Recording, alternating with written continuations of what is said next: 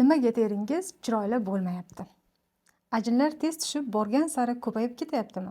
Buning 8 ta eng katta xatosi va nima qilish kerakligi haqida bugun men sizga aytib beraman. Assalomu alaykum. Men kosmetolog Valiyeva Mohiraman. 10 yildan beri kosmetologiya olamida faoliyat yuritib kelyapman. Sizga savol. Siz ham qimmat kremlar ishlatyapsiz, parvarish qilasiz, lekin natija yo'qmi? Ajinlar ketmayaptimi? Husnbuzarlar chiqayaptimi hali ham? Teringizda dog'lar, charchagan ko'rinish beryaptimi?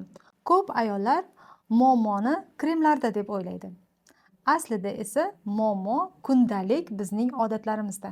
Bugun sizga terini buzadigan 8 ta eng katta xatoni aytaman. Agar shularni to'xtatsangiz, teringiz aniq o'zgaradi.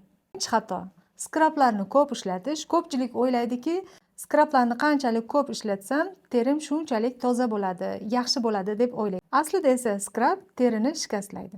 Ko'p ishlatilsa, teri yupqalashib boradi, qizaradi, sezgir va ta'sirchan bo'lib qoladi. Hatto akne kuchayadi. Skrabni me'yor bilan ishlatish kerak bo'ladi. Sezgir teri uchun kamroq, yog'li teri uchun biroz ko'proq, lekin har kuni emas. Ikkinchi xatomiz: faqat kremga ishonish. Krem ajinlarni yo'q qilmaydi. U faqat jarayonni sekinlashtiradi. Agar siz SPF kremlarni ishlatmasangiz, hech qachon kremlar sizga yordam bermaydi. Har kuni quyoshdan himoya qilish eng muhim qoida, eng muhim qadam hisoblanadi. Uchinchi bizning eng katta xatomiz: yuzimizni sochiq bilan qattiq ishqalab artish. Bu oddiy, odatdek ko'rinadi, lekin teriga juda ham katta zarar beradi. Ishqalash mikro jarohatlar hosil qiladi. Aslida yuzni faqat sekin bosib quritish muhim bo'ladi. Albatta, alohida toza sochiq bilan ishlatish zarur bo'ladi. To'rtinchi xatomiz: kir soch bilan sochimizni yoyib uxlash. Sochlardagi yog', chang, turli vositalar, mikroblar bo'ladi sochimizda. Bular kechasi yuzimizga qo'nadi, yuzimizga tegadi va poralarni yopib tashlaydi. Natijada biz akne paydo bo'ladi yuzimizda, ya'ni husnbuzarlar paydo bo'ladi. Shuning uchun sochimizni uxlashdan oldin sochimizni yengil yig'ib qo'yish, har doim sochimizni toza saqlashimiz muhim. Beshinchi xato: yostiq jildini o'z vaqtida almashtirmaslik.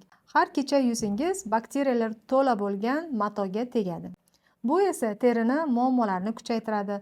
Yostiq jildlarini kamida haftasiga 2 marta almashtirish kerak bo'ladi. Oltinchi xatomiz: oqartiruvchi moxum maskasini ishlatmaslik. Bu oddiy, lekin juda ham samarali vosita hisoblanadi. U poralarni tozalaydi, yog'larni kamaytiradi, terini tinchlantiradi. Teri turiga qarab tanlash muhim. Yettinchi xatomiz: noto'g'ri ovqatlanish.